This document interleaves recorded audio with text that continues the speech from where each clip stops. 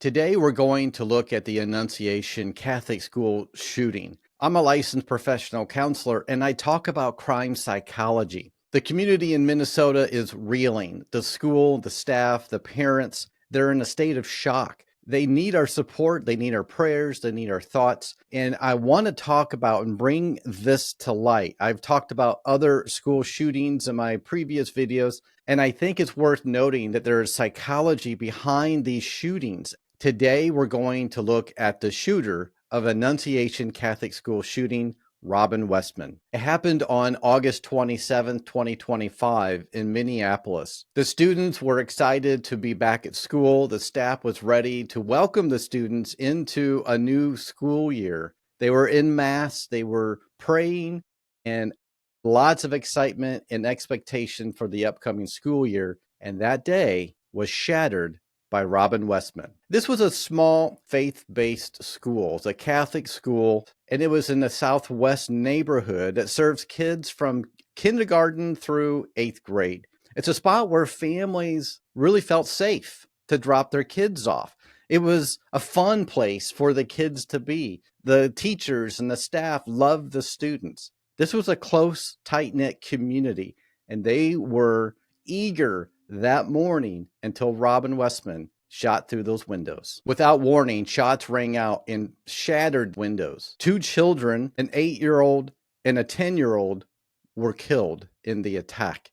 Their young lives were tragically cut short. As of this report, 17 others were injured. 14 of them were children, along with 3 older adults who were there during the service. The school staff acted incredible, heroic even, to protect the kids, guiding kids to hide under the pews and shielding them as best as they could. Police responded in minutes, securing the area and then discovering the shooter deceased in the parking lot from a self-inflicted gunshot. To the families who lost their children, I want to express my deepest sympathy. Your pain is profound, your grief is long-suffering, and the community, even people you don't know, are praying for you and care about what you're going through. You're not alone. To those who were in that horrific scene, the sheer terror must have been incredible. And the survival instincts, the anxiety, the stress kicked into gear. We want to honor the memories of those 2 children. We want to keep in our thoughts and prayers the ones that are still wounded and suffered injuries.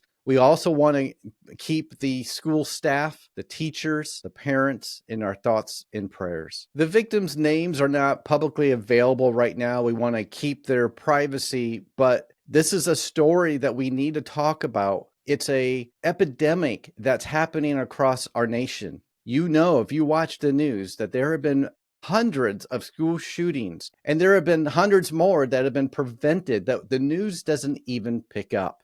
The loss ripples throughout Minnesota. We feel it outside of Minnesota, whether you're in the U.S. or not. We feel it. If you're a parent, you understand the fear that this can cause. I want to offer a trigger warning here. The events of this tragedy could really cause a lot of triggers. So if this is something that you struggle with, please don't watch this right now. It's okay to move on. I don't want to add to your stress and anxiety. The shooter was a 23-year-old named Robin Westman, somebody with direct connections with a school that makes this even more tragic. Westman had been a student there, and Westman's mother was a parish secretary for 5 years until her retirement in 2021. There's a lot of connection here, maybe a lot of emotional ties. We don't know for sure yet. Westman was known for being kind and offering hospitality and friendship to everyone who walked through those doors. Nobody would have expected it. There were no signs, no outward signs. The family lived nearby, and the people in the community, they said the Westmans were helpful. They helped the community. They were nice and outgoing and caring. Police later searched Westman's home and found more firearms. Having a lot of firearms alone doesn't mean that there's cause for alarm. There's no way somebody would have known that Westman was going to do this until it was too late. During the assault, Robin Westman unleashed 50 to 100 rounds, targeting the congregation through the windows in a deliberate barrage. A smoke bomb turned up at the scene, though thankfully there were no explosive devices found. Investigators noted that Westman's intimate knowledge of the site of the school. Westman had sketched out the church layout from memory, labeling it Annunciation by Memory. It's chilling. The FBI is investigating this as a potential domestic terrorism and a hate crime against Catholics, given the setting and the symbols involved. This is where the psychological elements become known in this case. Digging deeper, there are some details that stand out as particularly odd and lesser known. These are details that are just coming out. After attending Annunciation Catholic School, Westman spent only 2 months at Minnesota Transitions Charter School in 2017, and records don't clarify if Westman graduated or not. At 17 in 2019, Westman petitioned to change their name from Robert to Robin, with the court approving it in January of 2020, citing identification as female. Here's the interesting part. Westman had no other run-ins with the law except for a minor traffic issue in 2021. There were no prior violence flagged. There's no way to predict that he was going to be a violent offender. Yet that very morning, Westman had uploaded videos to YouTube, which authorities pulled down soon after. Some people said that this was Westman's manifesto, but we don't know that for sure. We were able to identify some of the documents that was submitted to YouTube. In those clips, Robin Westman flipped through a notebook that was filled with writings, mixing Russian phrases with English ones. Entries expressed intense self-loathing, suicidal urges, and heartfelt apologies to family members, saying things like, "I am so sorry," over and over again. Sketches of firearms appeared alongside a shooting target superimposed on an image of Jesus, plus layouts of weapons decorated with memes and anti-religious slogans. Westman made white supremacy gestures on camera, used racial slurs, and inscribed references to mass killers, naming figures especially from the Sandy Hook shooting, the Tree of Life synagogue attack, and the Christchurch mosque shootings. Anti-Semitic rants surfaced too, with phrasing pondering the slaughtering of Jews, calls for Israel to fall and burn, and nods to the Holocaust. There's a lot of deep-seated issues here that Westman was struggling with, a lot of dark thoughts that he kept to himself for the most part until this day. This hatred against Catholics, Jews, religion in general, paired with the precise church diagram, pointed to a premeditated, multifaceted rage. The truly bizarre twist here lies in the timeline of Westman's fixation. What they call the manifesto claimed an obsession with mass shootings began in the 7th grade, especially naming Adam Lanza from Sandy Hook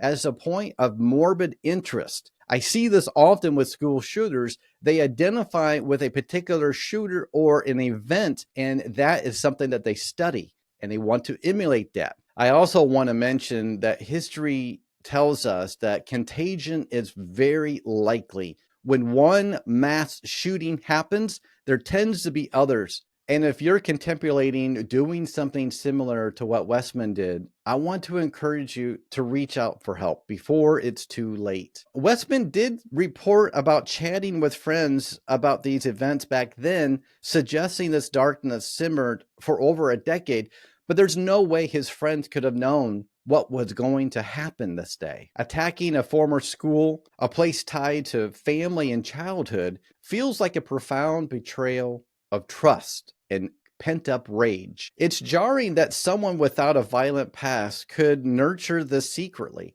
scheduling those videos to go live right before stepping into action, almost like a final broadcast. Events like this don't just scar a neighborhood, they shake an entire community in Minneapolis, where rallies are sure to happen and prayer vigils are likely. We want to keep this family, this community, this school in our thoughts and prayers. The other thing that shootings like this evokes are those who have gone through this themselves in the past. This brings up triggers. This brings up a lot of profound and prolonged grief that the news cycle does not cover. The news covers breaking news, but in large portion ignores the aftermath years later. And when something like this happens, it brings all of that grief and those memories right up to the surface. It's like re-traumatizing over and over and over again. We've got to do something about this. We grieve collectively because school shootings happen way too often, dozens every year in the US, claiming young lives and eroding our sense of security. I have talked to many people who struggle with going anywhere anymore publicly because they are afraid that something like this is going to happen. Statistics show hundreds of incidents in 2023 alone, and we mark another in 2025. It's a stark call that we must do better to protect our children, even the perpetrators. This is a call for all schools to think about how they can reach kids in their schools before something like this happens. We need to provide services and mental health counselors to be able to help kids who are struggling, even those who are quiet and maybe not offenders, but maybe are struggling with their mental health. I want to stress here that these are my interpretations, my speculations, not an official diagnosis of Westman. But I think it's important for us to take a look at this. The notebooks from Westman show raw expressions of self-hatred, probably suffered from a lot of depression and did not like himself, and probably didn't even like the fact that he was going to do this horrific event. But he did it anyway. Tragically, so many school shooters, they do end their life. It's as if their final act, they were going to make a statement. And that's what Westman did here.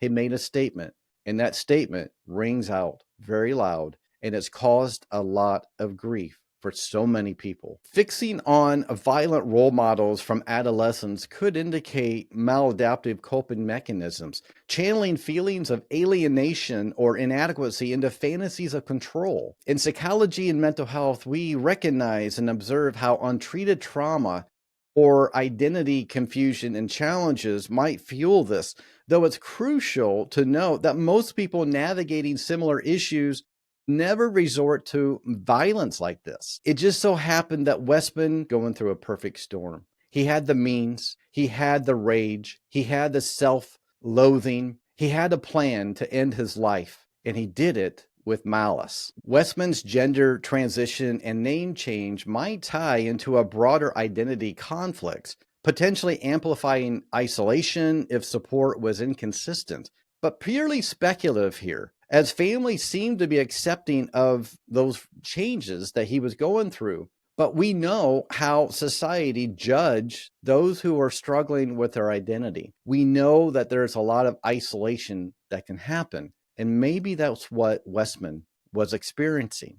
We may never know. Then there's the eclectic hate ideologies from white supremacism to anti-Semitism, suggesting a desperate grasp at extremist communities for a sense of purpose, cases where mental health declines go unchecked. The betrayal aspect is striking as well. Choosing the side of personal history implies unresolved grudges, perhaps towards family, or to an institution as a whole. Psychologically, this could reflect cognitive distortions, where personal pains morph into generalized blame. Deception shows in the contrast between unremarkable exterior and this hidden planning, maintaining a daily life while amassing weapons and scripting manifestos and uploading videos to YouTube. Frameworks like the diathesis stress model help explain how vulnerabilities plus stressors might tip someone toward crisis. But again, these are my thoughts, these are my speculations, but they're patterns found in similar cases. This case underscores, again, the need for mental health services within our schools. Our kids need help, and they need help right now. The problem is funding. So many schools go underfunded and they can't afford mental health services to bring other mental health professionals into the schools. But something has to be done. We've got to do something, and we need to do it fast. As a counselor, I've seen how early conversations about emotions and warning signs make a difference.